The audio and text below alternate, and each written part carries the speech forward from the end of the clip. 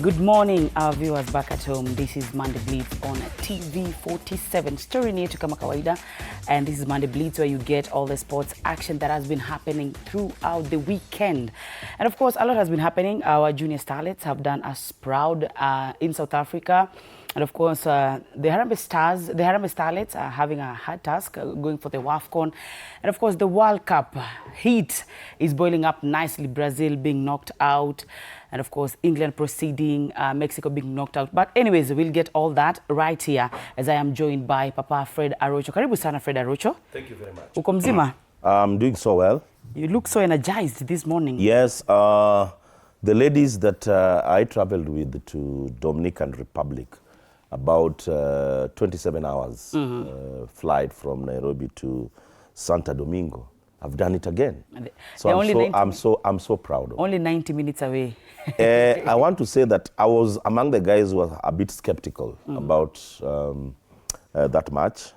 After Tanzania lost at home to South Africa, I felt that the South Africans could have given us some rough time, but kudos to the ladies. 2-0 is a very good score. Yeah. I hope that on Sunday we'll seal the deal. Okay. And of course, Coach Banabe right here. Karibu sana, Coach. Asante nashukuru. It's been a great weekend, of course, in the mighty fall in the World Cup. I think they have a lot to report in the name of Brazil, of course. They are Neymar because they were memo hype sana. Once again, tunaona that top scorers itakuwa noma. Haaland ndio huyo. Haaland anakuja sana. Let us expect a lot. But of course, our ladies, no one can go without talking about them because we're rooting for them and guys feel appreciated kabisa. I think the federation and of course the entire coaching fraternity are doing a good job in terms of preparing the seniors and of course now the juniors. So we're proud. Well, this World Cup has been very unpredictable, but you can be part of this discussion by sending in your thoughts. We have our question of the day, which is who has been your outstanding player in the World Cup so far and why?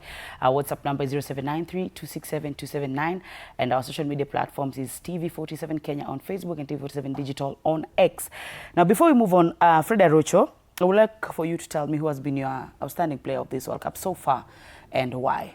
Well, I think Haaland has been my player of the tournament so far. He's been there, risen to the occasion, and made sure that his team has performed. As I said initially when the tournament began, this is not going to be a walk in the park. This is a tournament, unlike a league. Tournaments are normally very tough, and you're playing against the best of the best. So I feel Haaland has come on top, and he's proven that resilience pays. Initially, guys thought that the national team, Norway, could not perform. But he's done so well, and I think he's my player so far. Coach Banabe? No, I think so far in the elimination period, I think Haaland has stood out, and I think I have him in mind because that was heroic, especially yesterday, leading his nation to eliminate a mighty, countless times champions, Brazil.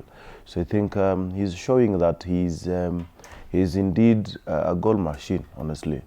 Look at the second goal, it was marvelous. So I think he is one of the best as we speak, challenging now the top scorers right now, and they're trying to make history for his name and of course the country. So for me as well, Haaland, I think, but Kylian Mbappe on the other hand is also good because you can see with him in France national team, they look different. They look different, and he's trying to be a leader apart from scoring. He's leading his side, motivation, and also representing whatever they stand for as the French national team. For me, Mbappe, and of course Lionel Messi tayari yeye ni yule mse. So yeah, the two of them. Now before we move on to Brazil being eliminated in yesterday's match at night. Let's talk about Canada and Morocco, whereby Morocco beat Canada 3-0, of which so some people are really shocked that Morocco can beat Canada 3-0. Unajua, if it was 1-0, it would have been, it was just a slight win or something. Fred Arocho, what's your take about that game, Canada and Morocco?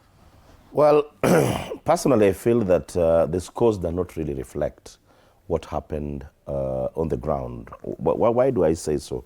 Canada were on top of that match, though I'd like to give kudos to the Moroccan defense led by Achraf Hakimi, Diop, Al-Hali in that central defense. They played so well. It described good organization. Canada came on top and they were really hard. The first 30 minutes were not comfortable for the Moroccans. And that's the difference between the North Africans and the other African teams. When they go through a lot of pressure, they cave in, and that's what happened to Cote d'Ivoire. That's unfortunately what happened to Senegal, and it just shows that Morocco is a compact team. They took in the pressure, and the moment they got their chance on a counter, they scored their first goal. And after scoring the first goal, they were very comfortable on the ball. And that's another problem, or the difference rather, between the North Africans and of course the other African countries. They are good with the ball. The first touch is very important in soccer. So they contained and made sure that they came on top. I think Morocco is a team that is showing a lot of compact.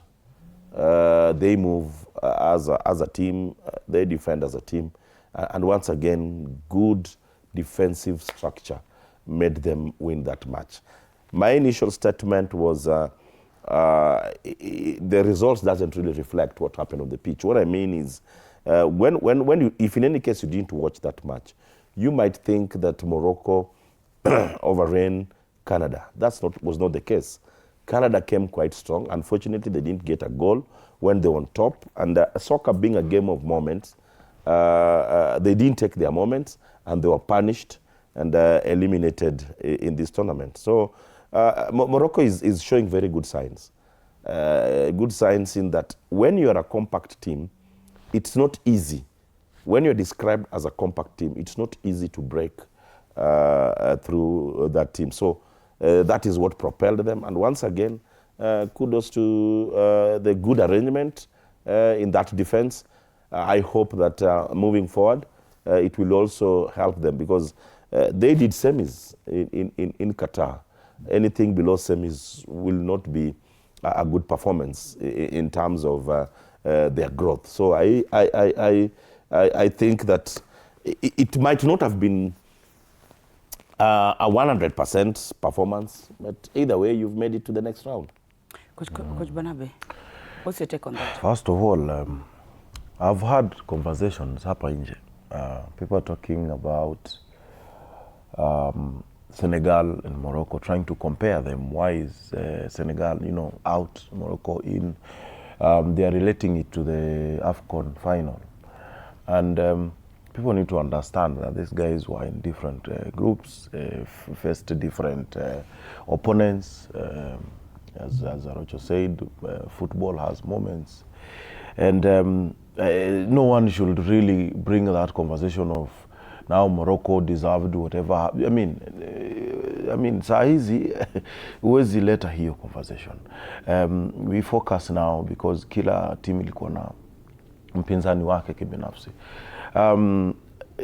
Coming back to the topic and the match, we are really trying to show the Europeans or other continents that we can and we have those capabilities. And honestly, I feel we need to understand what has worked for Morocco, because they've tried. They are the the under-17 world champions, if I'm not wrong. So they have the urge, the structure, and of course the vision to win this. I'm wondering, what if Morocco wins this tournament? Because in Qatar, this time round, they're here. I think saizi sasa watu wameanza kuona, by the way, wacha tuweke hate kando. Let's not hate this Morocco just because of what happened in AFCON. Now they are part of us. I think this is the way to go. But honestly speaking, they are playing beautiful football. And beautiful football does not really win you matches. The other extra, factor yenye imefanya wanafanya vizuri is the unity, the togetherness, the compactness, the understanding of each other's abilities, the pushing ambayo kila mchezaji yako nayo to the teammates. And that is very, very important. Look at the moments when one loses the ball, when they concede. Look at the motivation. So that is the most important thing, and that's what I think the likes of the Lions of Teranga, South African, those are the things they lacked, the Algerians. So for me, I think they deserve to be where they are, Katela, and I think they are going far, if at all they keep the spirit and the fire burning. It's really impressive, and I personally wish them well. If they bring it home, itakuwa ni yetu sisi wote, wasifikiria ati sasa ni yao peke yao. We are looking for them. Well, all right. Let's talk about the anticipated match yesterday, Brazil and Norway, whereby these two teams, they've met, I think, 5 times, where Brazil has won 1, and 2 draws, whereby Norway has won 2. Now, this game of yesterday, the total shots on target, where Brazil had 14 and Norway had 9, and whereby the ball possession was, Norway was 67, and Brazil lost a penalty, the first penalty. I don't know why Bruno Guimarães took that penalty, but a lot of players said the coach said that he was one of his options.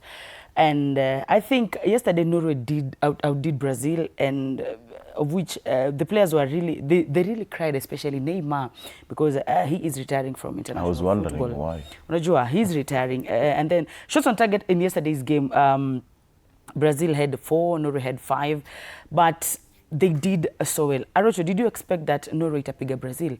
A lot of people are really expecting, because if you go to the streets, actually a lot of millennials, Brazil will take these. I was with you at 90 plus when we saw someone saying Brazil inabeba hiki to Brazil, but we saw different results yesterday. Casemiro was so heartbroken, Mateus Cunha same way. Arocho, hii game ya jana? Well, I was not surprised, and I think I'm vindicated when I said that Neymar, Cristiano Ronaldo are the weakest links of these two teams. Why am I saying I was not surprised? Norway is a team that qualified very confidently. I'll start with their qualification in the European qualifiers, where they were in Group I, the same group with Moldova and Italy. This is the team that beat Italy at San Siro. 4-1, convincingly. Haaland scored 2 goals in this encounter. It is the team that won all their matches. 8 matches. There is no single match, both at home and away. So when Norway wins, it should not escape our mind that they came as a very formidable side in this tournament. Haaland is not only a good scorer when he's at Manchester City. Haaland was the top scorer of that group with a total of 6 goals. So what am I trying to say? I'm saying that it's not a fluke that Norway are currently doing so well. They eliminated Brazil. The only game that did not go their way is when they played France, I think in the group stage of the 2026 World Cup. But other than that, they've been flying. They've been doing so well. And it's an age that I'll refer to as a golden age in Norway. Phenomenal players, very good performance. And I'm seeing somebody, as I was walking into this studio, The political panelists who are seated here asked me, Arocho, which team do you think is going to emerge winners? I said Norway. And I'm saying that with a lot of confidence because of how they came into this tournament. Now, coming back to tomorrow, yesterday night's, should I say today's morning? It's today. Today's morning. It's somehow. No, it was today morning. It's Satano, which overlapped Yes. the next day. Great organization. And when you invest, you will definitely reap. The Norwegian football has invested heavily in their local league. They have invested heavily in their talent. And it's now paying off. I hope that they can go all the way and even win this trophy. I'm done with the Brazils of this world. I'm done with the France. Why am I saying so? We need to see the emergence of a different set of players celebrating or a country winning this trophy. So once again, I'm saying it here that soccer is not an event. It is a process. The process started a long time ago. Very convincing results they had in their qualifiers. And I think it just confirms once again what I said about Neymar. Why did they have Neymar in this team, if you ask me? I think players should be picked for such an engagement going by your current form.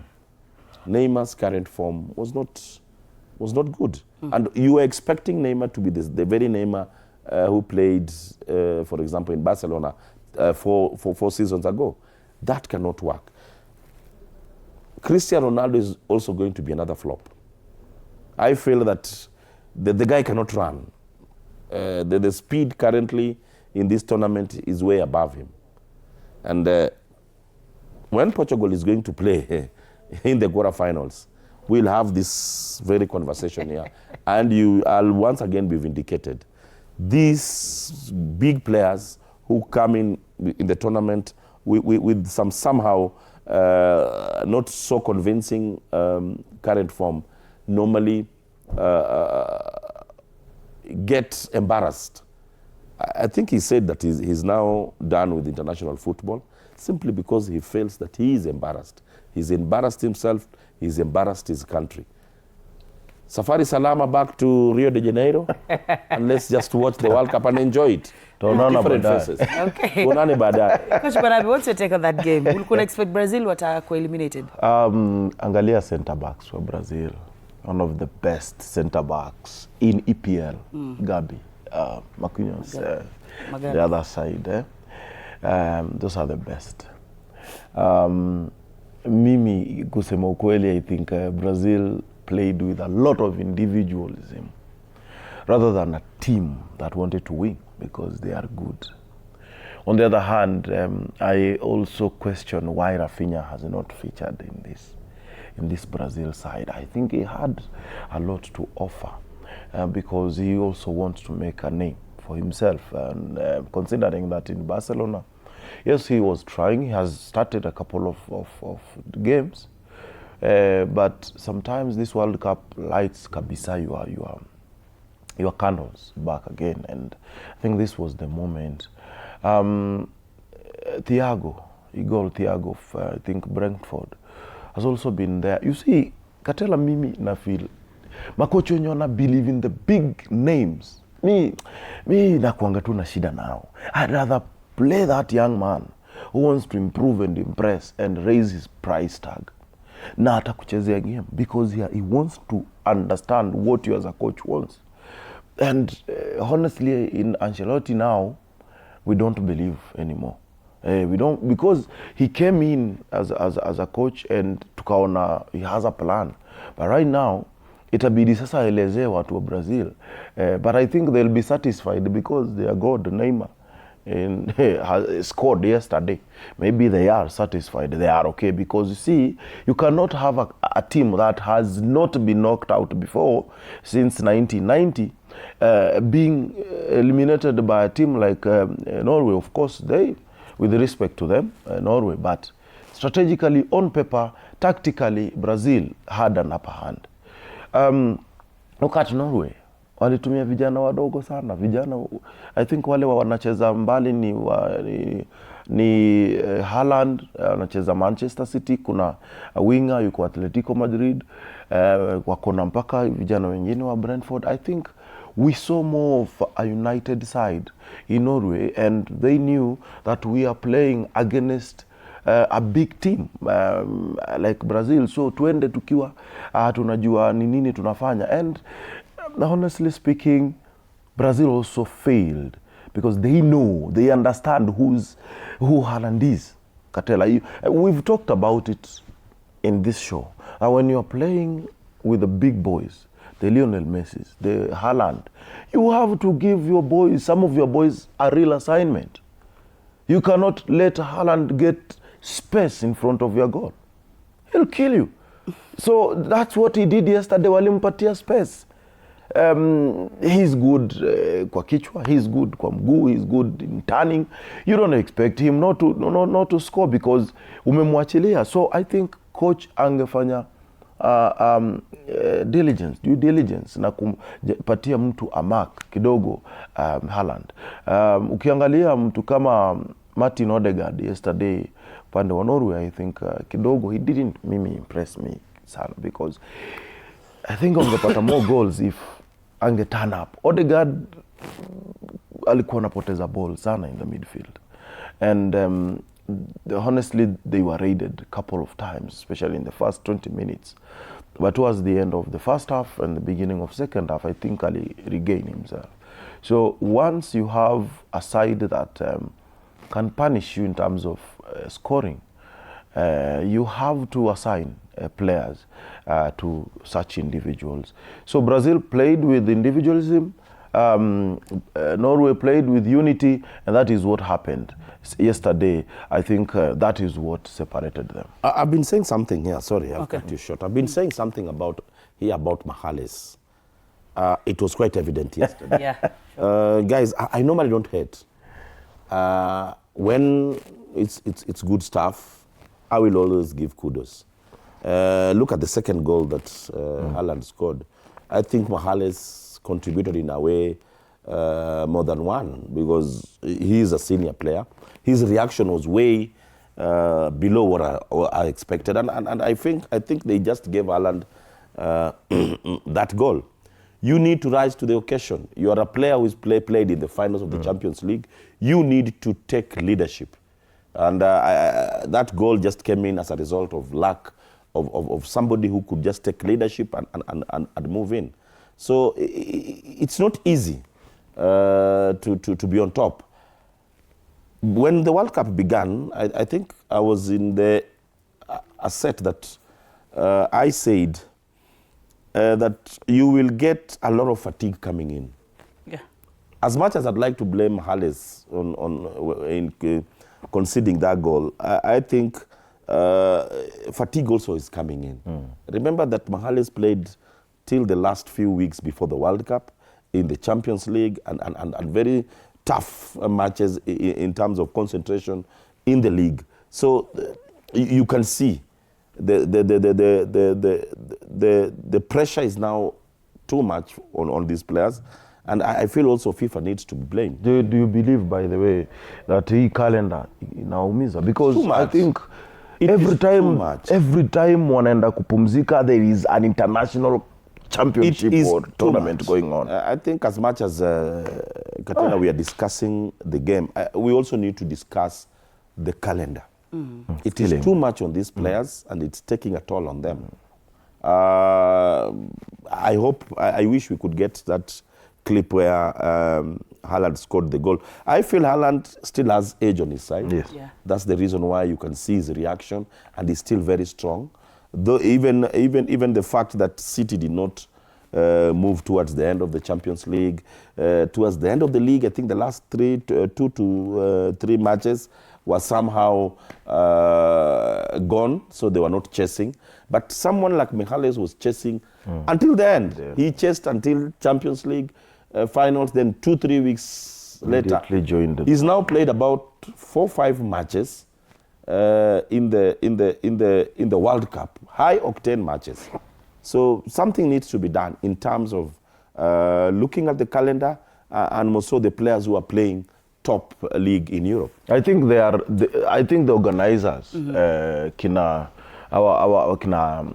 Wenger, I think wanna prioritize more on what they get in terms of revenues and the money and the nini. Commercial value. Hey, instead of also looking at coaches have talked about it. Pep ameongelelea mara mingi sana. Pep talked about yeah, I mean, now saizi mtu anaweza kwambia maybe hata hii Brazil wamejitoa ili wapumzike. Okay, I'm just saying. But I think ni ngumu unapumzika 1 week tena ligi ndio imeanza. It is not going to be easy. Because let me tell you, Katela, as a coach, pre-season is the most important part of your preparation. And pre-season cannot be done in less than 6 weeks. Ligi inaanza in August. Tuko July. Gabriel report for pre-season in a few days. It's too much. It's too much. Too much on these players. Yeah. I'd like to echo what he said about the commercial. We are sorry we are moving away from the game. But I think it also helps in the standards of this game. Look at, for example, the hydration break that we're having. For me, it's purely commercial. Yeah, sure. Me, if you ask me, it has nothing to do with those players. Because the moment it goes, wanaingia commercial. Now, initially, when we were having it used to be called water break. Water break. Water break. We used to be, the cameras could beam on the players. We could see them getting their drink, you know. Stretching. 2 seconds once the referee blows the whistle. It is on commercial side of the game. Yes, that is what pays the bills. But we also need to look at the players. The pressure is too much on these players. And that's why you see the likes of Mahales not performing. Talking about the likes of Magalhaes in Team Brazil, let's talk about Brazil overall performance in this World Cup. They were in Group C with Morocco, Haiti, and Scotland and Japan. Now, during the opener match against Morocco, waka draw 1-1, and then they beat Haiti 3-0, and then they also beat Scotland, waka slightly walipata ushindi against Japan, a 2-1 win, and then yesterday, they have some of the best players in the world, Arucho, and we really expected Brazil maybe to go for at least at a quarterfinals.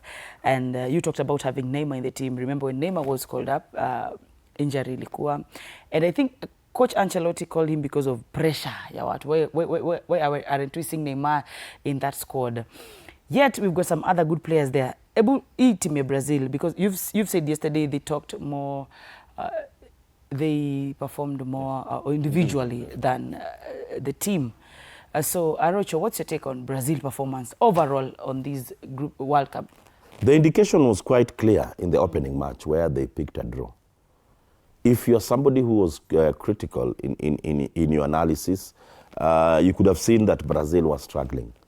Though, well, you on the flip side, as I made my initial, my opening comments in terms of this match, I said that they played a very good side. I don't see any team in Europe currently doing well in terms of the way they qualified, other than Norway. I said that they did. In fact, they beat Moldova 11-0. They beat Italy. The first leg they won at home. And the second leg where everybody thought that Italy could come back, because Italy virtually could not make it for the World Cup simply because of Norway. The second match that was played in San Siro, the concentration was so intense in that match, and we thought that Italy could turn tables. Haaland scored 2 goals in that particular match. Haaland scored a total of 16 goals in the qualifiers. So it's a team that has been, it's well oiled, if I may use that word, when they came from the qualifiers into the opening matches in the group stages. So Brazil went into this match as 5-time champions. Yes, you are 5-time champions, but this is a very, very different ball game. I think they need to go back to the drawing board. When I said that Neymar was picked and it was a mistake, I was almost crucified on social media. When I said, guys, this is a mistake. Because they were going to depend on some player who was not fit. I wish they could depend on other players, the likes of Cunha in that team. But when you put all your hopes in a player who is not match fit, then of course this is the results. It should be a turning point for the Brazilian national team. It's the only team that has not. It's the only team that so far has participated in all the 23 World Cups. And that's the reason why we're discussing them here. It is a strong side. A lot was expected from them. But I think they came not with the best squad that they had. Pick it up from where things have happened. I'm not seeing Ancelotti going on as the coach, if you ask me. He might opt out the way Neymar made indication that he might not play again for the Brazilian national team. He might not play, but I feel that he never deserved in the initial stage to be in this showcase. So Brazil, they have themselves to blame. Let's move on and see the next encounter. Coach Barnabe, do you agree? Neymar angefaa kuwa Sasa kwanza alikuwa analia nini jana? Ndio hiyo vitu tunaongelelea. He is not fit. You know, that deserves. Okay, sasa analia juu wamekuwa eliminated and he was part of the team. Ningesaidia apige mabao 2-3 aingie. Anyway, I think coach come to pressure Katela juu ya huyo jamaa.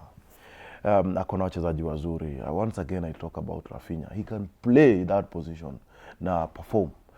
So why was he really hoping to have something through Neymar? Overconfidence also was evident in that Brazilian side. They know we are a good side throughout Kiangalia. Now Morocco is the only outstanding team in that group, because now after Japan, after Brazil, now wamekuwa wote eliminated, and now we have only Morocco. I think tulikuwa tunajua Brazil is a team that will end up maybe in the final, in the semi-final, but now hopes imekuwa ngumu. So I think this also serves as a warning to many teams, the likes of Portugal, who think that it's their right to proceed and without doing anything tangible. Because once again, if you put your hopes into someone who cannot deliver, that's the result you get. But niulize honestly, as Ancelotti, as experienced as he is, he knows that only one person can cause problems, and he did nothing at all to make sure that this guy, in the name of Haaland, ameshikwa. That has been my problem, because once game imeanza, first half imeisha, you have to keep analyzing, you have to keep thinking about what to change, what not to change, what to substitute, who to bring in. And I think that game was so flat that hakukuwa na ideas against Norway. And I think that's how they've been playing. Look at them against Morocco. Again, ilikuwa tu hivyo. They were just there until game ikaisha. I think kazi ya huyu jamaa kubwa ni kuchew gum peke yake, because he's always there chewing. But Ancelotti has been a good coach. No, not a good coach. I mean, you have on this level, ideas. The international level, the national team level. For example, why did they not have Joao Pedro in this team? Why did my opinion, I feel that Pedro could have given them more offensive options, because they lacked a lot of firepower up front. The moment and once again, we are bringing Neymar into this conversation. We are bringing the main him character, because we expected a lot of service from him. It never came. I feel that Joao Pedro could have done better.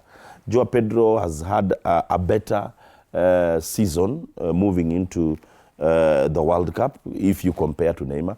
And it should be a lesson to coaches. When you're naming your team, don't name your team because Arocho performed 3-4 seasons back at his best. I think you should name your team going by the current form. How has these players performed in the last season or so? So if you ask me, because somebody will ask, what is the other option? When you fry Neymar, what was the other option? You or Pedro could have been a very, very good player to have played for Brazil and given them a lot of offensive options in this tournament. Well, talking about Brazil being knocked out, we've talked about right here Haaland being a good player for Norway, and Norway playing like teamwork actually gave them the results. Now, do you think Norway can win the World Cup, and what impact of Haaland, and we've seen Haaland's impact. How about Odegaard, Martin Odegaard, Arocho? He talked about Odegaard, and I think Odegaard, he's employed to do a different job in the national team when you compare to what he does at Arsenal.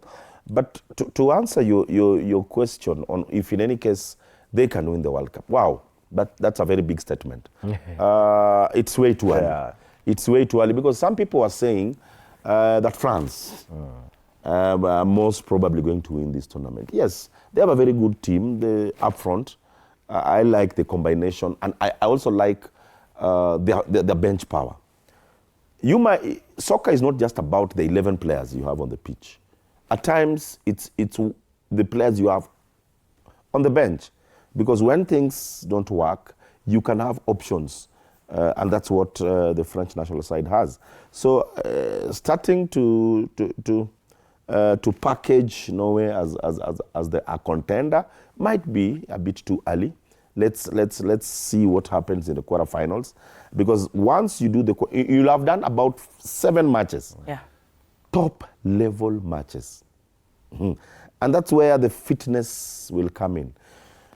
If you remember very well, when Portugal won the Euro, Ronaldo was not in the pitch, was not on the pitch. That crucial moment when they needed him, because by the time they had done 5 matches, he's burnt out.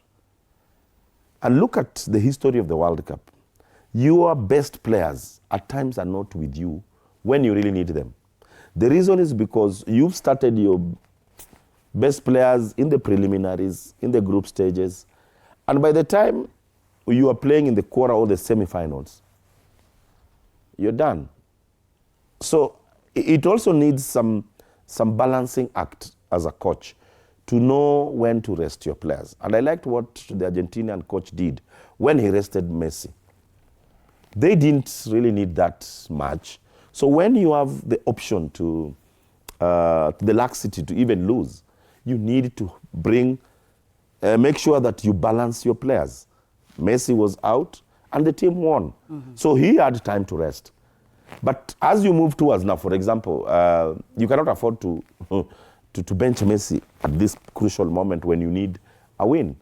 So the World Cup, you must have a coach who has some experience to know when to do what or not, what not to do at a particular moment. But saying that Norway contenders is way too early. Do you agree? Yes, I do. I do. But they've been playing fantastic football and they're having results.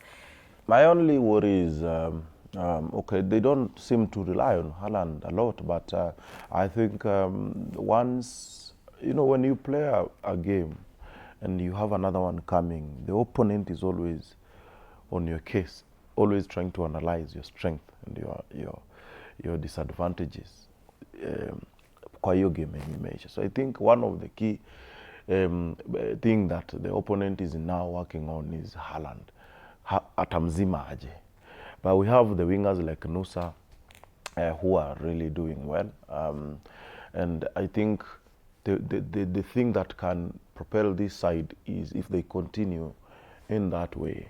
And a good coach next time will know that Haaland atakuja kushikwa, atakuja kumakiwa, atakuja kuangaliwa, endi atakuwa sasa anapatia defenders kazi. So atatumia mbinu nyingine. 4-2-3-1 is their formation, and I think they're using it well.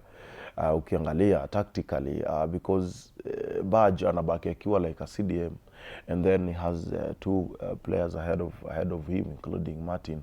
And we also have good sides. The issue of these scholars, Haaland, kina Messi, wakati inafika quarterfinal, semi-final, huwa sometimes wanaanza kupotea, and that's my worry. And if and that is why makochi wameanza kujua the system.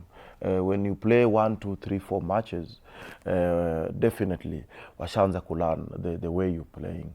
So that might really not work for Norway unless they change the tactics in terms of wale wachezaji tegemeo. But they have good side. Nusa can score, Martin Odegaard can score, Ebaj can score. So sioni kama ni tabu, but it's, as my colleague had said, it's too early to say Norway wata win. And I think every team yenye imepiga knockouts mbili, kila mtu anaona haya, hawa watashinda ama hawa okay, they are in a way contenders because tunapatia credit because they won yesterday and against a big side, but that should not give them that confidence really ya kuweza kusema we are winning this, because we still have good sides. Morocco, France, they're all there, and even Portugal. As long as you're not eliminated Qatar, you're still in there, okay? Although how Morocco, I mean, watu wa Ronaldo kidogo imekuwa ngumu. So me, I agree that possibility iko as long as he's still in the competition, but it's still not that time to tag Norway as a real contender in this World Cup. Let's talk about the match that was played at 3 a.m. usiku manane, England and Mexico, whereby Mexico have been eliminated by the 3 Lions. Jude Bellingham scoring 2 goals, and Mexicans coming in hot for Europe. It was a very heated match. Ilikuwa ni moto sana, actually, that game. And it was a very slight win for England, because when the referee alipiga whistle ya mwisho, we all saw Jude Bellingham went down. They were really, really happy. The 3 Lions are really, really happy. And having Task coming in the quarterfinals, they're facing Norway. Aroche Butu ongeleo game. Did you expect Mexican at the second host to be eliminated from Canada?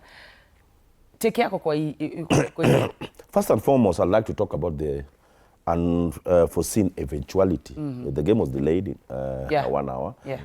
You know, at times we are normally hard on Africa. Ingefanyika in AFCON, it could have been a very big thing.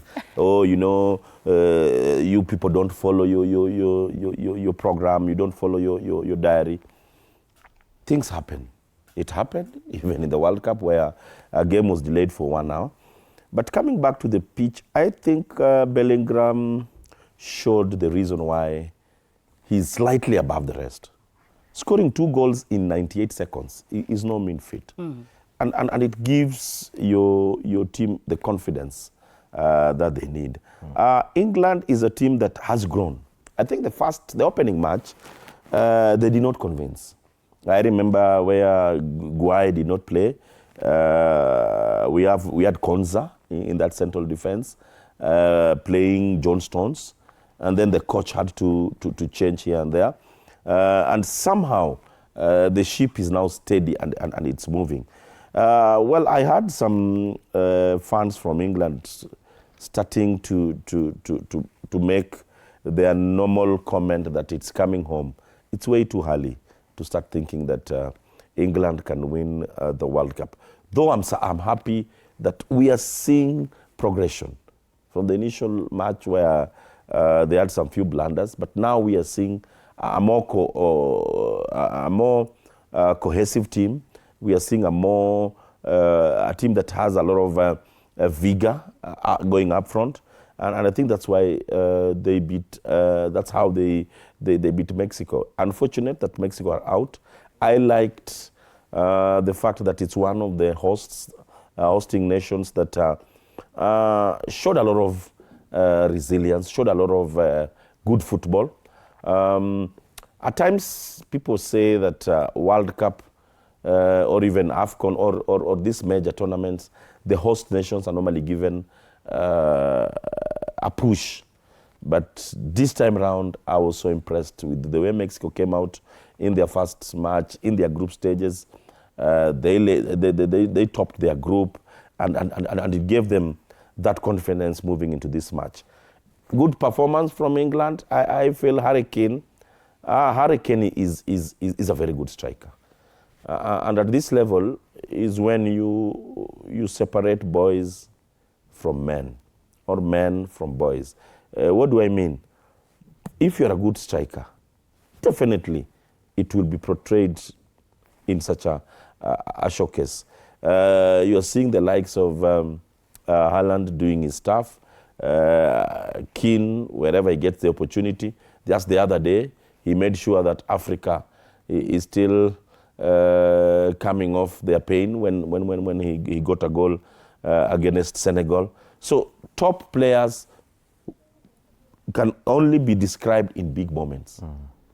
Big moments, Bellingham, 2 goals in 89 seconds. Even before, I think I saw the goal, and before I could even take a sip of my favorite drink, there's another goal.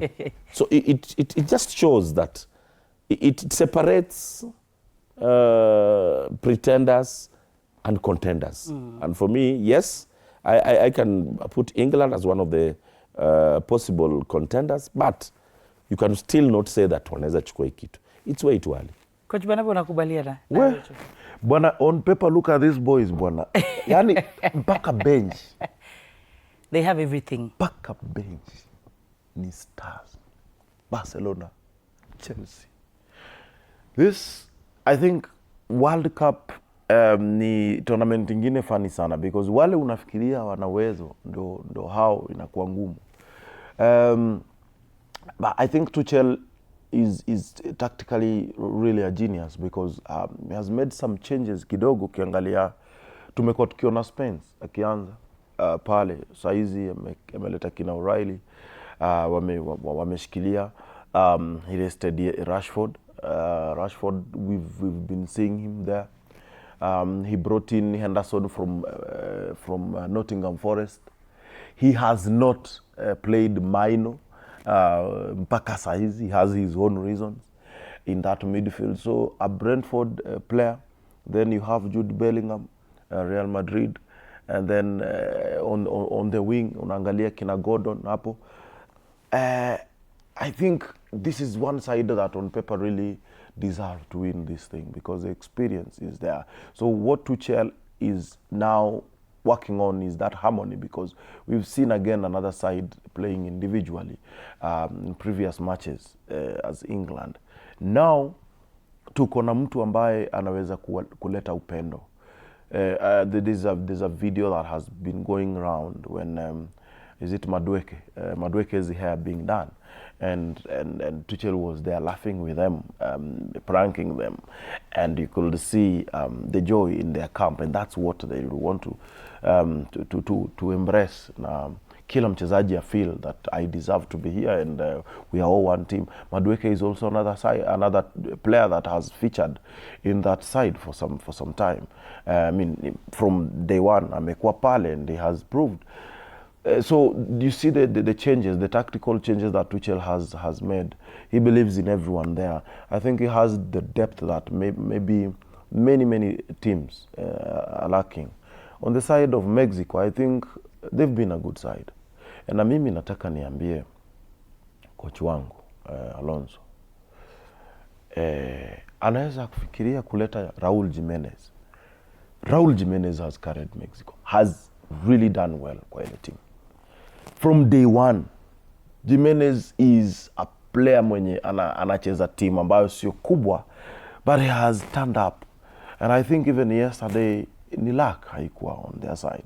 But he has been a good player. And I think he deserves his flowers, because he's one of, I think he's the only actually big name in the Mexico side, big name in terms of experience has been there and what he has been able to achieve as a player. So he deserves a big side. Hata kama miaka imeenda, but he deserves a team that can really help him propel whatever they are building. So England is a team yenye mimi pia siwezi sema ni contenders, but they deserve to be on that list. Honestly, they still have all it takes to win.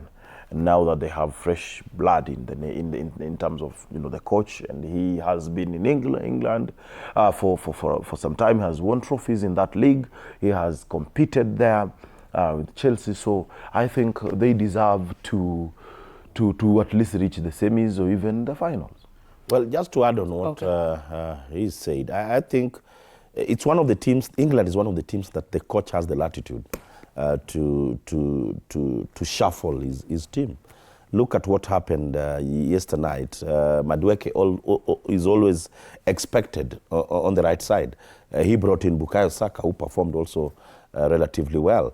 On the left side, he had Gordon, Billy Graham, and of course Kane. So when you move into a tournament with the very good bench power, it gives you more confidence and it gives you the strength, even when you pick an injury. I said about Konza in that central defense. They have so far played so well with Gueye. Initially, his preference was John Stones, who he brought John Stones, I think, when they were playing Senegal, towards the last few minutes of that match, just to cement that lead. So when you are a coach moving to a tournament and you have players, you have options, then it gives you confidence and it gives you that strength moving into the tournament. So a team that has so far performed well because of the bench power is one England, because you can see he's shuffling players and then results are still coming their way. And also England is one of those teams zenye zina uwezo bado wa kuingia next World Cup zikiwa with the same players, because ukiangalia even the average ya wachezaji wako pale kina Gordon, even Declan Rice has capacity ya kwenda kwa next World Cup. So if they don't win it this time, they might. Next time. Well, when we come back, we'll be talking about Mexico's performance in this World Cup, because they won all their matches in the group stages, and we'll discuss what might have gone wrong in today's morning match against England. We'll be right back.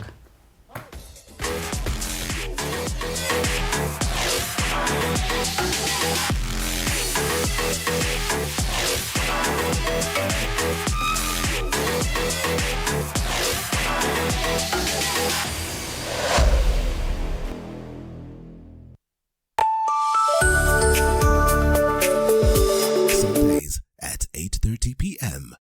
Good morning. You have my rent? Leo jioni kama tutakuwa tumelipa rent na uza simu yako. Hamna pesa. I need 3 G's to make my nails today. Sasa hivi natuhusu aje? Can I order now? Do you ship? Can I get blinking ones? Mimi nilikuwa na trade. Nimeekelea kitele yangu. Kitele yangu na trade. Nikikunyuma. Oh my God. You left me. Nitumie ni live. Uko nje kuna Wi-Fi. Why? Hi-Fi? Wait, so what do we call this dish again? I have no idea. The cucumbers are there specifically for my beauty routine. Tamulini kero make a good product. Na ameenda. Tunafaa tukuwe na logo yetu. Like, si ni brand already. We won't entertain divas. No. I'm not dealing with a man child. Amazing. Nishapenda hii energy. Sundays at 8:30 p.m. on TV 47. Saturday at 8:30 p.m. My father used to tell me that our hotel is the home for travelers. I guess I forgot that. Recently, it's been more of a mirror of my own ambition.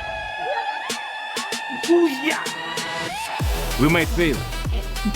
We will probably fail, but not for a lack of trying. So for the last time, and the first time, welcome to Connect In, the best experience in Eastern Central Africa and its environs. Saturday at 8:30 p.m. on TV 47. Wednesdays at 8:30 p.m. This is a very serious place. I see that. Surely. Hey, nyumba. This is the place. Just for a few days. Rule number 2. Kwani Google inajua maisha yangu wewe? That's my seat. It's a chair. It was hers. You're new here? Yes. You learned the rhythm. This place is run by structure. Structure. It is a system. Ni venye tu ni system haisikizi. And what happens if something you haven't chosen enters your day? I remove it. That's not always going to be possible here. Then you are going to have a problem. Noted. What are you planning? To escape from a resort? This is not a resort, my friend. This is a storage. Wednesdays at 8:30 p.m. on TV 47.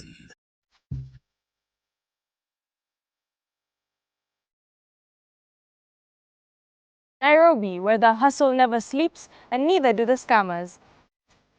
Link up, we are talking about something that's affecting all of us. We are talking trust. We're diving into the campus life. Stay fresh, stay safe. Stay linked up.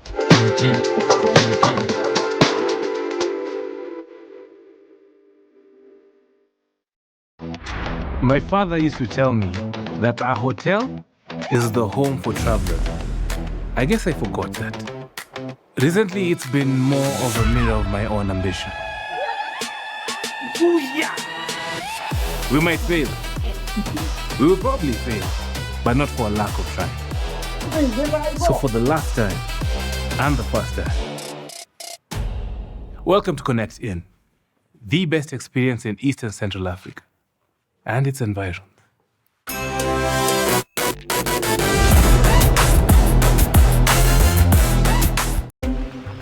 This is a very serious place.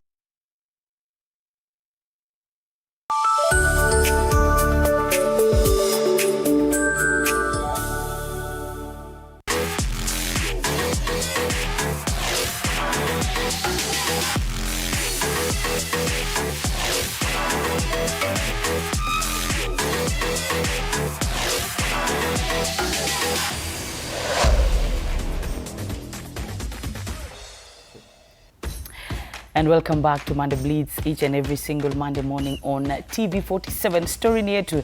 I am here with Arocho and Coach Banabe, and we're talking about Mexico being eliminated by England, whereby they're qualifying to the quarterfinals where they'll be facing Norway. Now, we were talking about Mexico, and they've had a fantastic performance in the group stages. And remember, our viewers, you can be part of this discussion by talking to us. You can give us a call, you can send us a message on WhatsApp, and of course, we can interact on our social media platforms, TV47 Kenya and TV47X on digital.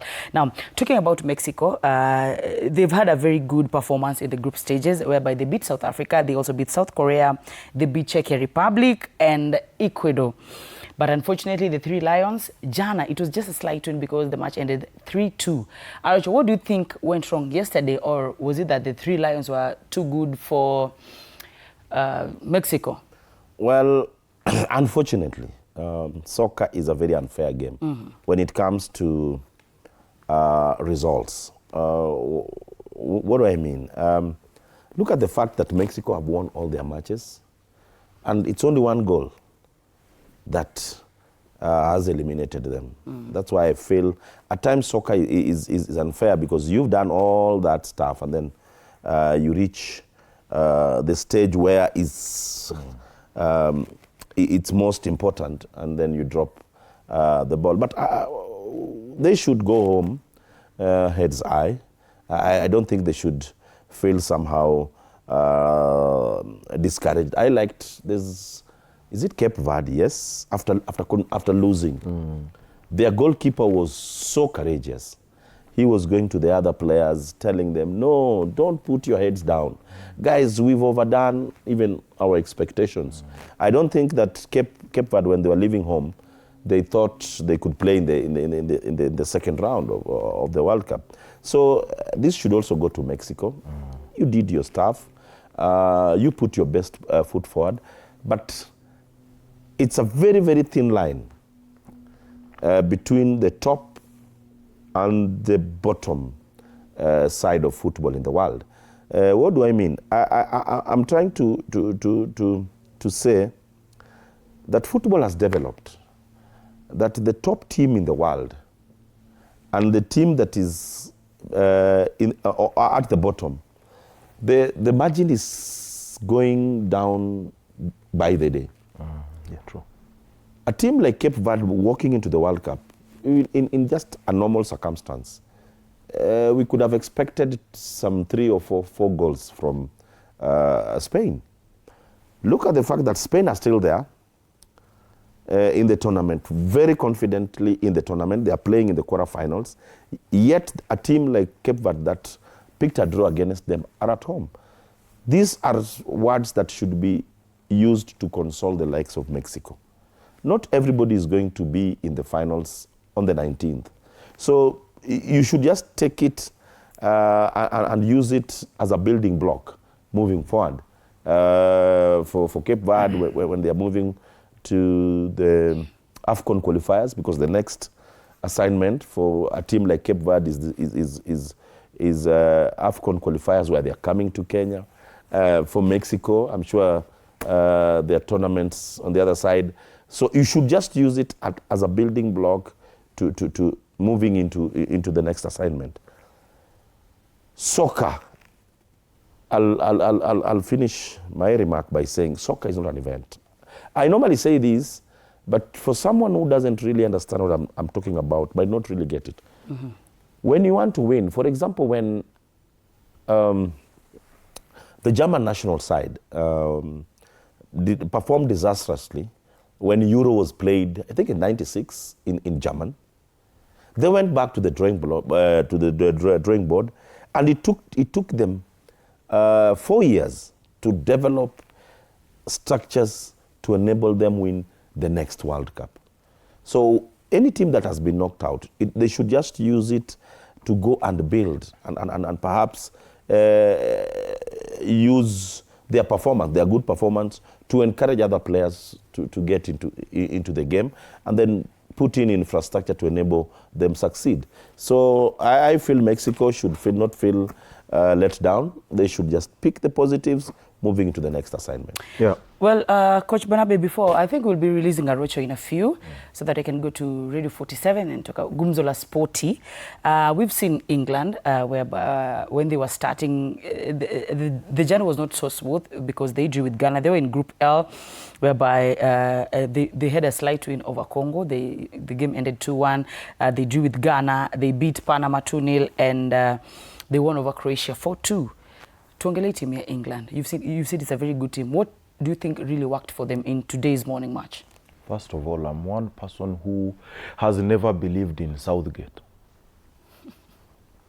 I think he had good qualities, but with respect to zero knowledge of how to use them. And in football, you don't win matches with only stars. I mean, the only factor, the only arsenal you have are the names on the paper. There's a lot of things that has to be considered, and that is where I believe in Thomas, because I've seen him try his best at my own club that I support, and right now I think he is in a better position to carry this vision, bring it home for the Three Lions. Katela, I think it is still possible, and as we've said, it is one of the teams that has squad depth, and a good one for that matter.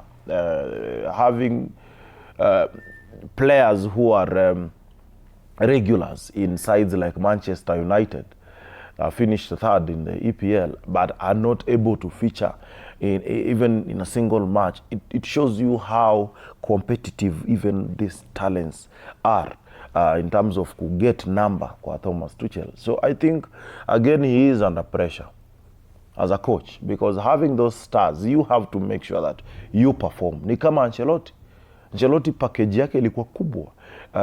Has stars pale, so managing them is something else. The same way na France. France is full of stars. So as Didier Deschamps anafaa kujua, I'm leading players who've been on this stage countless times. Players who have made it in their own clubs. So having them here, it's a task. So for England, waweke tu chini hiyo kusema mimi ni star na wacheze ball, because mtu kama Jude Bellingham, we know what he's made of. That he's a scorer, he's a distributor, he's a ball winner. So ukimchukua pia umweke na EPL champion Declan Rice, that is also another magnificent player. Nyuma yao yuko, I mean, look at their wings. Madueke impressed at Arsenal. Whenever Saka was not there in Arsenal, he stepped up na akasaidia kushinda Premier League. And now it's a blessing that now both of them, the first player, the first 11 wa Arsenal, Saka, na second selection, I mean the second option Madueke, both of them wanacheza the same position pale. So ni tricky for Thomas Tuchel, but I know he can manage all these situations. So mimi na feel England again wanafaa kufika either finali ama wafike semis, because they have all it takes. And before Rachel leaves, I want to remind our viewers our question of the day: who has been your outstanding player in the World Cup so far and why? Now remember, Rachel, you've got like 5 minutes only. We're having the Three Lions versus the Vikings in the quarterfinals, England versus Norway. These two teams, hakuna yenye lose match yao yote. Even in Norway, they've had a very good performance in the group stages. They've won every match. England, same way, apart from that one, draw. Arocho, hii game unaona itakuwaje? Well, it will be the battle of the midfield. England, very strong midfield. I like the way Norway also came out with their midfield. But before I move out, I really wanted to talk about today's match. That is Portugal against Spain. Utatupata nayo hapa. Yes, so I should not talk about it. I really want to say something, but coming back to maseme asisahau, unajua yes, only 5 minutes. I feel Spain will carry the day. I think the biggest mistake that Portugal will have today is if they have Ronaldo on that pitch for 90 minutes. No. Watu wake watakumaliza. I have a... Arocho will be roasted today. No, I'm normally very bold. If there's anybody in this country in terms of football who will say it as it is, I think I've taken a lot of beating in my comments, but I don't mind. At times it gives the game that flavor that it needs. I think if they have Ronaldo for 90 minutes on that pitch, then they'll be handicapped.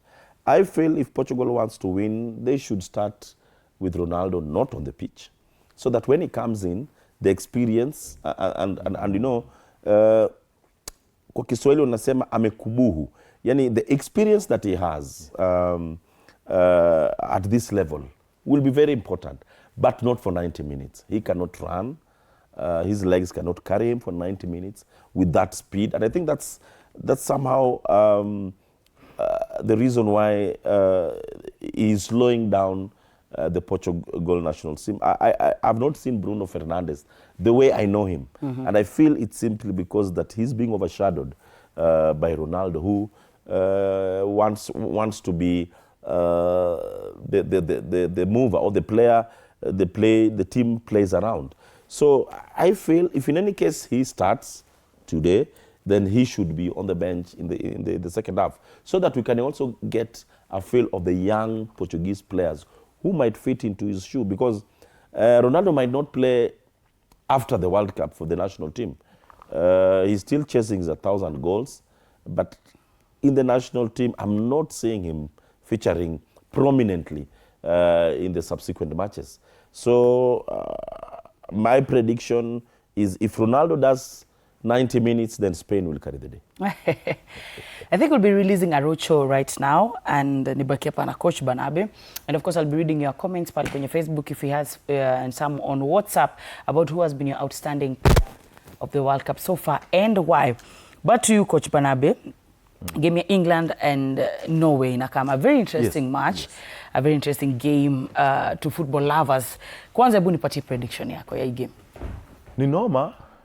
Ni noma, honestly, but I think England will carry the day.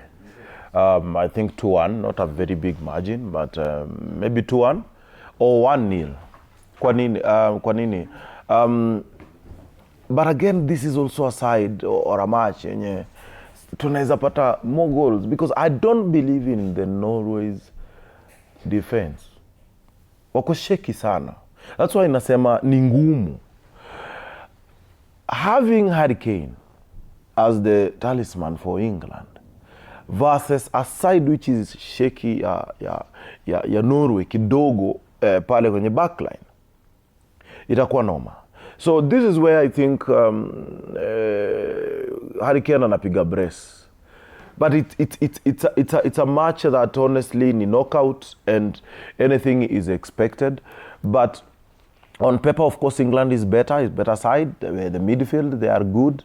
The wingers wame rely sana on Haaland. I think wings Norway wame rely sana kwake, because sometimes unampata na drop in, na collect ball, then ana distribute to the flanks, then ana run in straight to try and score. So that is their formation. That is how they play.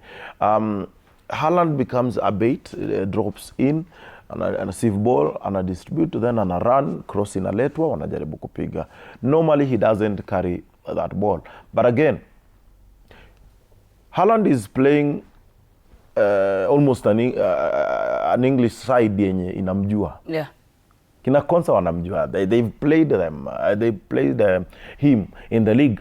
They know him. They know how this man is, especially during set pieces, because inaweza kataya kawaida. Having man like Guehi, yes, ni noma. They know him. Sasa Guehi tena ni colleague pale, ni teammate.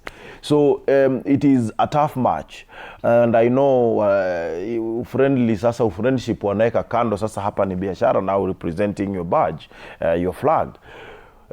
So honestly ndo maana nasema itakuwa ngumu sana kwa Norway, because if at all Tuchel atashika huyu jamaa, and then pale kina Nuso kidogo itakuwa ngumu, because Nuso is is one man mwenye anataka kubit 1v1 sana na ana uwezo. But ukiangalia ikiwa Tuchel ataanzisha Spence, itakuwa ngumu, because Spence is poor in 1v1. Spence is good kwenda mbele, ana uwezo wa kuleta cross, ana uwezo wa receive ball, but 1v1 nyingi wazinambit, especially with a person or a player who is tactically or technically skilled, mwenye anachenga zake. So Nusa against mtu kama O'Reilly, I think itakuwa easier for England to defend.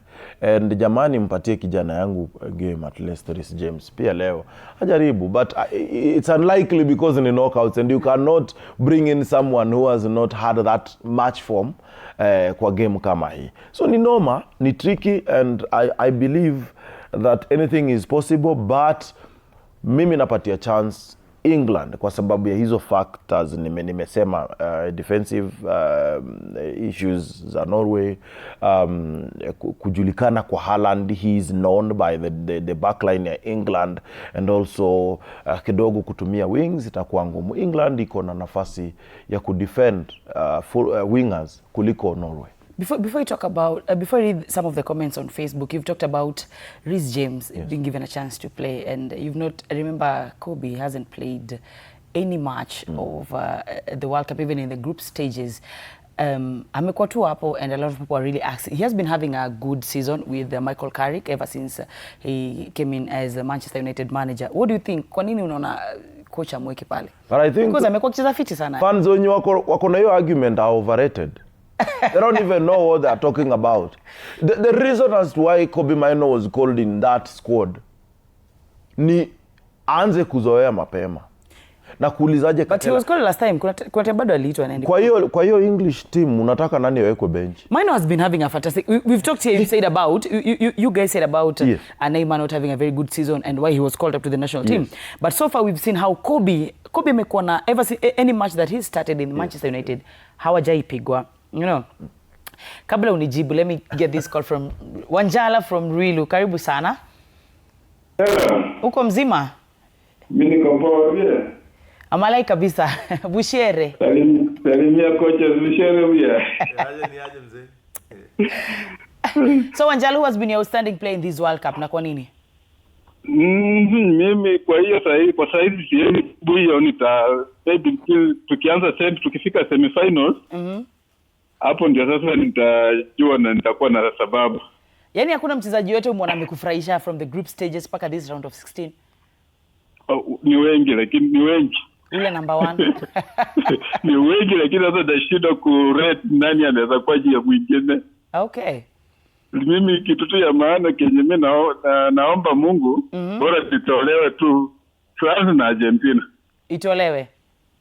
Hizo tu mbili bora nitolewe. Na sasa ni timu gani unaona itabeba because unataka France itolewe na Argentina? Ni napigia nininga tupato. Jana venye nilikuambia Spain siwezi kuwa nyuma yake ya Raya. Nakumbuka. Umeona kocha pia hapo Ameria amesema aje? Reigns apewe kidogo tu kemoja. Kidogo tu ba. Wewe unataka Portugal. So pia mimi nilikuwa nimesuggest pia mimi Raya apewe tu kemoja peke yake. Haya basi coach anajua zaidi. Asante sana. Asante but so far game ya leo napigia naombea England washinde. Asante sana. Na ile Portugal na Portugal. Unaombea Portugal. Ndio kama mimi mtu wa Ronaldo, host ni Ronaldo. Sasa ndio maana unataka Argentina itoke. Sasa tumekupata. Asante sana Wanjala. Sawa. Haya. You're saying something. Tumesema vizuri sana. Kobe had an outstanding performance kwa season. Tumeona. But sasa nimesema hapa Neymar didn't deserve to be called Brazil because hajakuwa na season poa. So kwa nini unaona Kobe hapewi chance ya kucheza? Mimi sisemi kwamba Kobe cannot do well in that squad. My problem is where there are good names. Kobe is a CDM who can also play as a box-to-box midfielder at times when you have a lot of maybe good CDMs. Tuko na Ederson from Nottingham Forest who is playing as a CDM pale kwenye English team. Tuko na Declan Rice, Premier League winner. So sidhani kama Ederson is more experienced than Maino if you asked me, and he had really a good season, having in mind that Nottingham was not really good pale. Flowers to Maino, amesaidia team kufika number 3 from number 17. Number 14 last season, part 1. So flowers to him. I think coordination yake pale na kina Bruno Fernandes imekuwa wow. But for me, I think ni kama Tuchel anajaribu kubank on yeye kuangalia the coming competitions. But mind, I think kidogo pia kuna some individual mistakes you make. Wakati mwingine I remember 2 to 3 goals zenye Manchester ili concede akiwa yeye alikuwa na ball akanyang'anywa kidogo. So coaches do not really, I think he doesn't consider him as a top 100 in terms of 100 complete to start. But and again England, I think ni game 2 moja wamewin comfortably. Hizo zingine ni 2-1, 1-0 penalties hapa na pale. So sometimes you have to think about when to bring in such a player. Mkiwa 3-0 down, Katela dakika 8 unaweza mleta. Hakuna shida. Dakika ya 70 unaweza mleta. You want him to do the donkey work? Muna lead unaweza mleta ndio uone. But I can tell you if Maino did not play kwa group stages, moving forward inaweza kuwa tricky. Or maybe coach is saving the best for No. It doesn't work. That's abuse the word maybe. Yes, maybe. But you cannot bring in someone who has not touched the ball since the beginning of the season. We expect him kukusaidia. I'm not saying he can't, but it's not possible. I think Coach Barnabe and I will have a sit down after to have fight zaidi. Now, I'll be reading some of your comments from our Facebook page. It's TV47 Kenya on Facebook. And our question was, who has been your outstanding, who has been your standout player in the World Cup so far and why? And here are some of your comments. Julia Mayo says the great Cape Verde players have been outstanding. And then Chris Drekatete says the Cape Verde goalkeeper, Vozinia and Haaland, people didn't trust them way back, looking at how strong their opponents, the national teams, are, but they proved them wrong by performing to their level best. Actually, Vozinia, that guy, and a party team, maybe somewhere like Saudi. That is old. Maternity leave, Saudi Arabia. Dante, this one says Mbappe all the time has been his outstanding player. And then MC Mike still says it's Mbappe, he has the horsepower. John Temusao, I think we are Miniekea top scorers. His players is Lionel Messi, Erling Haaland, and Kylian Mbappe. Dennis Dante Sicarito says it's Kylian Mbappe and Jude Bellingham. Joylene Wanjiko, it's Jude Bellingham. Actually, Jude, man. Anyway, Kenneth Itonga says Cape Verde, France, and Jude Bellingham for defeating a strong Mexico team at home. That is Kennedy Itonga. Jose Manu says Erling Haaland is something else. He has been outstanding in this World Cup. And then Mayo, Robert Vozinia. Job as Haaland is something else. See you, England. Remember, England are facing Norway in the quarterfinals. Fidelis Mutiso says Haaland is a very good player because he is really fighting for his team. And I can see Abdullahi G says it's Cape Verde. Amazing team, all in general. And some of them are really... Danny Benz, I think this is an Arsenal player because he sees... His outstanding player is Noni Madueke in this tournament. And I can see Sami Tokore. I wish Arocho would have been here. But I think, to an extent, Katela, Madueke... I think, director, would you kuniletea kadi? Naomba tu niseme. Okay, sema tafadhali. As much as I don't like him, he was sold from Chelsea to Arsenal. He went there, he has helped the team. When Saka was injured, akasaidia team, wamefika mahali wamefika. To the extent of being called in the World Cup. Trust you me, angekuwa Chelsea, hangeitwa World Cup. So I think kidogo, that's where he's coming from. Another man called Sami Tokore, before we move on, anasema it's Cristiano Ronaldo. That's what I'm saying. I wish Arocho would have been here, and this man like Sam Tokore, if you can give us a call, at least that will be why, because he just said it's kwanza ameandika the GOAT CR7. And finishing up with the last comment, and Onesmus Makanika Mugambi says it's Michael Olise from France. Now, kuna ingine moja hapa very interesting. I think we'll talk about it in our show maybe tomorrow on the World Cup Extra. Eric Nees says Haaland will demolish England. We're really waiting on that. Remember, they are facing the Three Lions in the quarters of this World Cup. Now, let's talk about France. Another very interesting match. This is a must-watch whereby France will be facing Morocco in the quarterfinals. Yani, e game, I don't know how I can say it. Some say Moroccans are Arabs, others say France is Africa. So hapa itakuwa ni one watasema it's a hate watch because Moroccans wamesema some of Moroccans fans are saying they're not Africans, they're Arabs. And now most people say France is an African team. Tuongele kwanza your prediction, then we can come to these teams' performance to the quarterfinals. Morocco wamekuwa wazuri sana. They are really playing good football. And on the other hand, France, when they were playing Paraguay, they really somehow struggled. If it was not for that penalty, Paraguay walikuwa wameshika France sana. The same Paraguay that eliminated Germany, all right? Until Germany wameleta a new coach, Jurgen Klopp, former Liverpool coach. Tuongelee game, this quarterfinals, France versus Morocco. Very interesting. Ni noma, itakuwa hatari. France are beatable, I think. Wow. Wow. They are beatable. They are beatable. Angalia sides wamekutana nazo. Na games imeendaje from the beginning of this tournament. Napenda Morocco in ball yao kwa sababu hawa majamaa wanajua wanataka ni kama wao ndio wanataka kuitwa the kings of Africa. I think the Lions of Teranga time yao ni kama kidogo imeisha. So Morocco, they want to show the rest of the teams that we are the ultimate team in Africa, and they want to prove it against big sides. And I think this is where tutaona mambo, because honestly speaking, Morocco hawana big names wengi kwenye ile timu. Wachezaji kidogo tu kina Ashraf ndio wanashikilia. But pia Ashraf anajua how the French inacheza. Anajua Hakimi he's been there, though club and the national team football ni tofauti, but at least he has an idea of who Kylian Mbappe is. He has an idea of who they are.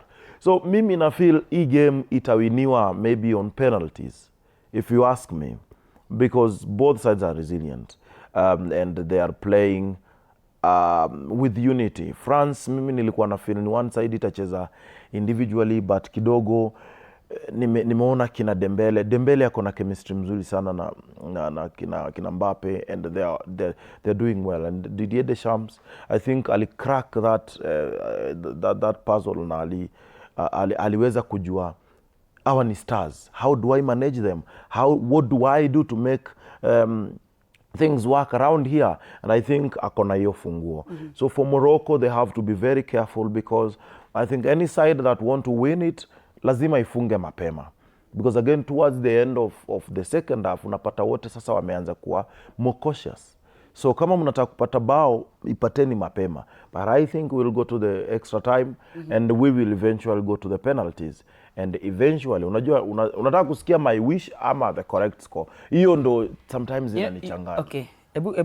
Sema zote. My wish ni Morocco. Okay. My wish ni Morocco, but France might surprise them and eliminate them. I wish Morocco and I believe in them. But France inaweza kuwatoa through the penalty. Talking about France, let's talk about some of the unplayed players pale. N'Golo Kante bado hajacheza. We also, how do you think if Deschamps played N'Golo Kante kwa game ya Paraguay, because France really struggled pale na Paraguay. Paraguay gave in their best. Yeah. Walisumbua France sana. Yani until when they won that match, even Paraguay's goalkeeper alikuja kusalimia Mbappe akakataa. They didn't even believe themselves. They got that penalty after Desiree Doué was fouled ndani ya 18.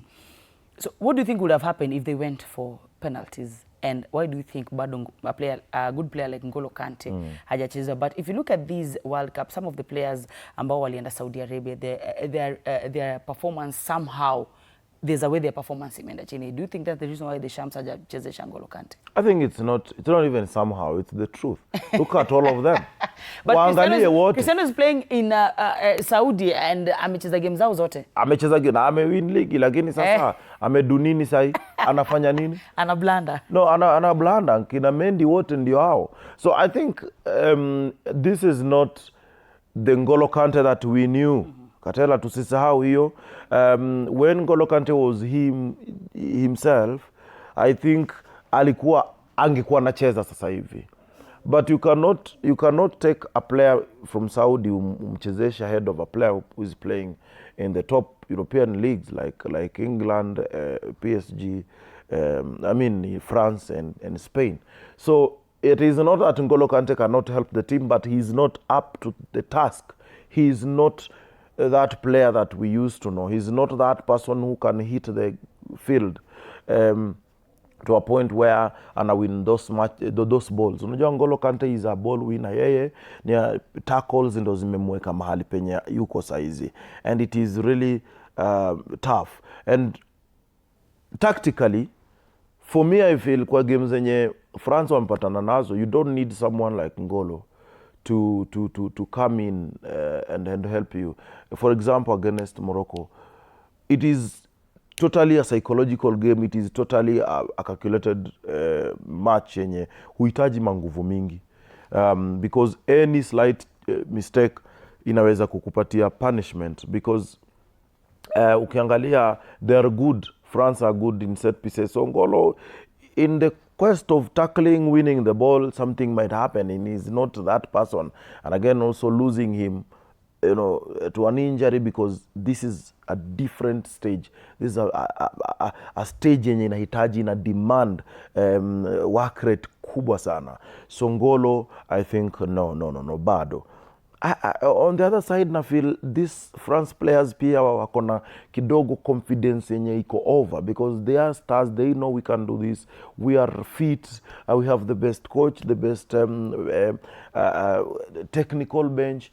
Wasikwe overhyped, wacha wa relax, and I think if they don't, then Morocco might do something. But for me, I still believe that the players that have been playing mpaka sahizi, I think those are the players that should keep playing. We had a conversation of whether that starting lineup should be changed against, some teams. I don't think so. If it works, don't change it. Okay. Talking about these two teams, we also how Morocco beat Canada convincingly, actually 3 goals. Exactly. Na vile pia France ili struggle na Paraguay. So both teams ziko na mastar, apart from Morocco doesn't have so many stars pale. Ashraf, maybe the captain Ashraf Hakimi. Now, out of these two, remember one struggled against Paraguay. Wouldn't say see it ni team kubwa sana, but it really gave France a hard time. We've seen how these small countries are really giving big teams a hard time. Now, out of these two games, pia ningependa, by the way, I would really love to know how our viewers are thinking about this game of France and Morocco. It's one of the very interesting matches. Yani, sijui kama ita finali ama itaje, because this game, we saw Morocco beat Canada mabao 3 in as much as these 3 goals came in during the second half. And how France were struggle na Paraguay. Do you really think? Now you'll give me a yes or a no, and then you can now emphasize more on your answer. Yes. Yes. Do you really think France itapiga Morocco? I think so. Why? And the way they struggle against Paraguay. So say first ukekea Paraguay, maybe Paraguay with Morocco, utenda nani? Paraguay, Morocco, I can go with Paraguay, you know. I think Mr. Director anaponipatia kadi. Let me tell you. Go ahead, please. Unajua, Katela, kuna vitu mingi sana. Mimi nasemanga hivyo because even when I'm coaching, maybe the first thing I look at sana ni psychological resilience ya mchezaji na select. Number 2, my opponent. So that now I can come up with tacticals za kucheza. Hii ball itatoka hapa, itaenda hapa, itafanya hivi, tucheze power play vile tunaitanga in Kenya, ama tuweke ball chini. Hiyo inategemea na opponent wako. Paraguay, Morocco, different sides. 4-3-3 formation. It's fine. But when it comes to the in-depth tactics of how the ball should move, who should run, who should come in, who should drop, all those things determine whether this team can do this. Now wacha tuangalie player to player or even abilities hawa wachezaji. Personally, I believe that when you have a good attacking side, it can help you win that match. Ukicompare na a good defensive side, that is the back line. France, if you compare the attacking side, the 3 at the top, now Morocco, nani wako juu? France. Honestly, with the speed. When we are talking about Morocco, wale wachezaji ambao wako pale watatu, wao wanachezaje? Most of the time, Hakimi overlaps. Yeah. France inatambua hiyo, yes. They know how he plays, yes. Many of those players are colleagues, are teammates. They know. Can they be able to contain him? Yes. If you contain Hakimi, have you reduced 30% of your problems? Yes. So for me, I feel if you have such players when you're on as a team Hakimi, it is very easy for you to win that match. And then you have a good attacking side. Mbappe speed, dribbling. I think kidogo uwezo wa Morocco upo ndio in that back line, but in a way the fullbacks are not ready to contain Kylian Mbappe and Dembele pale mbele. So that's why I say that hapa itakuwa ngumu, na unajua both sides inachezesha wings because they are strong on the wings. not even in the midfield. Midfield tu utapata ball inafika inatoka very fast because they want Kylian Mbappe to dribble, they want Dembele to take his time, they want Hakimi to overlap, and that is the game we will see. For me, I still believe that France will carry the day, maybe with not a big margin, but what I eliminate. Well, all right, we're here, and I believe we'll meet again. Although I wish Morocco in football, when I wish bad now. Another very interesting game whereby Cristiano Ronaldo will be he's participating in the last World Cup this season. He's 41 years. Portugal are facing Spain. Remember, Spain players, fresh blood, young blood, wako pale, you know. And both teams have one of the best midfields in the world. If you compare midfield of Portugal and midfield of Spain, these two teams are meeting today, actually, 10 p.m. East African time. And yani in game, si ya kukosa. It's Portugal versus Spain. And I believe this one will be one of the most watched matches because Lami nakona mafanso ku. We also Bana anacheza vizuri. CR7, a lot of delusional fans. A lot of Messi fans are really praying atoke. We've seen how he has been performing in his team. Now, Coach Banabe, hii game, unaona itaenda extra time, unaona itaenda penalty, ama 90 game imemalizika? Haiendi penalty. Tunamaliza hii kitu na 90 minutes. But, as Arocho said, and I agree with him 100%, this is not the game to start this man called Ronaldo. No. Vijana watamkimbiza? Bwana utapelekwa teke. Utapelekwa teke. And then unajua sasa pale unacheza mkiwa 9. Tuko wazima, tunashukuru Mungu anatusaidia. Tuingie kwenye mada. Who has been your outstanding player so far? So far ni Messi. Kwa niaba ya wadui na Ronaldo kwa sababu the two stars. You know ball. The two stars ambao wanafaa kusupport their teams. But so far Messi has been a standout. Okay. Now talking about a Messi fan, we're having a very tough match tonight. We're having Portugal versus Spain. What is the prediction? Ronaldo tu ameflop sana kulingana vile tunaona anacheza. Spain inaenda through. Kichwa kwa Spain. Yes, Ronaldo asaidia timu kabisa. And then the last question to you, nani unaona anaweza beba hii World Cup? Morocco. Wow. And remember Morocco inacheza na France, eh? So your game unaona itaishaje? Ni Morocco tu wazini kwa sababu Morocco ipige tu France pia. Nakufa tuna Morocco yani hivyo tu. Aya, asante sana, tutakuwa tu hapa tukiongelea zaidi. Thank you for calling. Asante sana, nashukuru. Aya. You were saying something Banabe kabla Julius aweze kupiga simu. Huyo sasa ni fan na wewe unajielewa huyo. Jielewa. Because if no Messi. If Messi of course. If Ronaldo anaanza inakuwa ngumu. Okay. Itakuwa ngumu and I think sisi wote tunajua kwa nini. But Portugal wanapenda sana teams zina possess ball. Sana because wanakuacha unacheza and then they try to maximize on the counter attacks. And we've seen them trying to run with those balls kabisa, wanataka kupiga counter.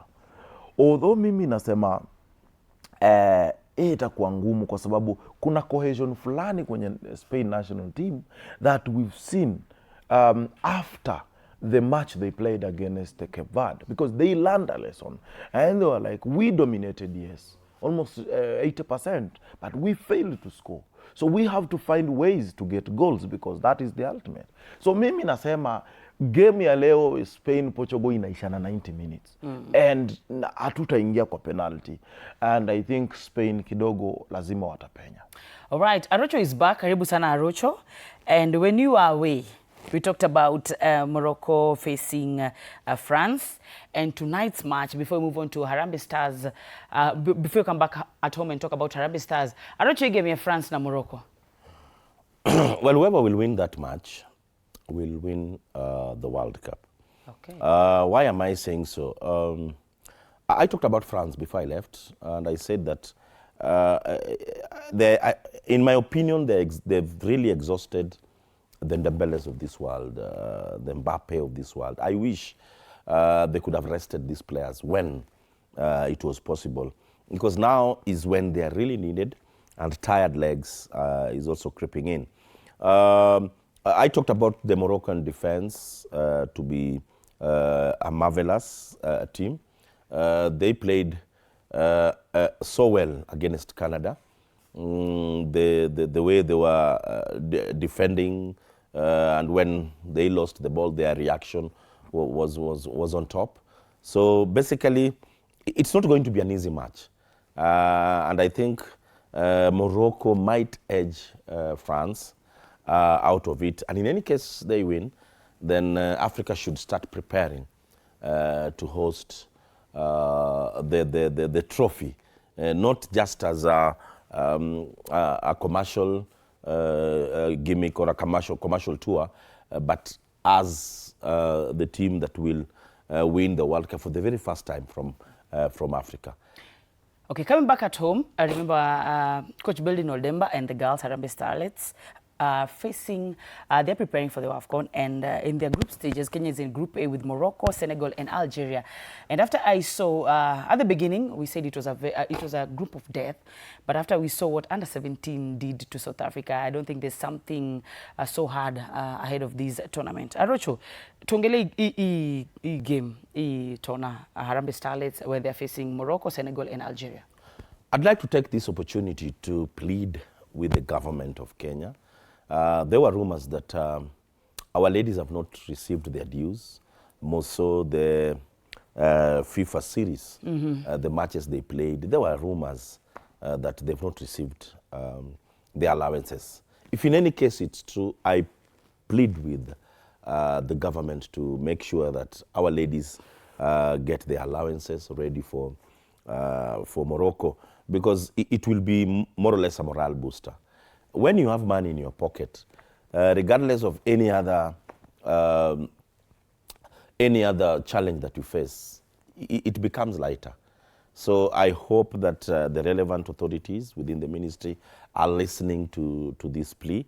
Let's settle the dues. And they're traveling, I think they're traveling direct to Morocco. Initially, when the tournament was to be played earlier, we were to go to France for some camp. I don't know what happened of that camp, but all is not lost. We can still have our ladies moving into this tournament with a lot of confidence. Many are fearful with the Senegals, the Moroccos of this world, but I believe that Belden is somehow now experienced in that position, though there are many issues that have come with her selection. But I say it on this show once again, I will never be on a coach's case because you've named a team. I will be on your case when we don't perform. So at this moment, I have no issues with that selection per se, but in any case we don't perform, then we'll start interrogating individual departments, how we didn't perform, and if in any case there was a player who was left out. You remember when we were playing, was it Tunisia, in the qualifiers, the first match we played in Nairobi, we had a barren draw, and then I became so vocal because I felt that there are things that we were not doing right. Fortunately enough, when we went for the return leg in Tunis, there are some things that were done. And to vindicate me, one of the ladies that we talked about scored the goal that enabled the team to proceed to the next round. So at times, coaches should also listen to stakeholders, because we as journalists, we are stakeholders. And at times we can see things clearly because we are on this side of the pitch. So I wish the ladies all the best. And once again, I'm pleading with the government to investigate. If in any case there are no payments have not been done. I think we also went for friendly in Malawi. I think those are some of the matches that perhaps dues have not been settled. We need to settle those dues and move to Morocco as a strong side. We wish Harambee Starlets all the best. Now, same way, under 17, Coach Mildred Cheche and the girls, they beat South Africa in the first leg of the final round of the World Cup qualifiers. They're coming here at home on the 30th. No, on Sunday, the 12th. Yeah, the 12th. They'll be facing second leg right here. One word to the junior starlets. They've done us proud. I think we talked about that match previously here, this show, and we were not really sure because we based our analysis on the South Africans, their history, their game against Tanzania. Oh, by the way, Tanzania, I think many of us really, including me, nilitaka tucheze na Tanzania kuliko South Africa because I know South Africa wako wazuri. But again, I really want to talk to them about South Africa's form away from home. They did marvelous against Tanzania at away. So let us be very keen. This match yenye tunakuja kucheza hapa Nairobi, it is not a walk in the park and it's not through yet. We are not done yet.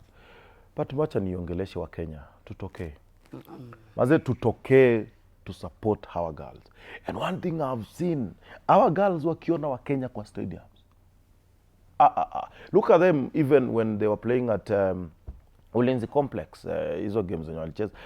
Wakiona tu wa Kenya wamekam, wana shine. They want to show us that yes, we can do it. So Kenyans tutoke to support our girls and tuanze mapema, tuanze kuiongelelea because already tushaweka mguu moja kwenye World Cup. Okay. We can go back. And by the way, girls fraternity, you're doing us proud. Honestly, una feel whatever we are missing upande wa wanaume. Ukuwa na team World Cup na ingine iko AFCON.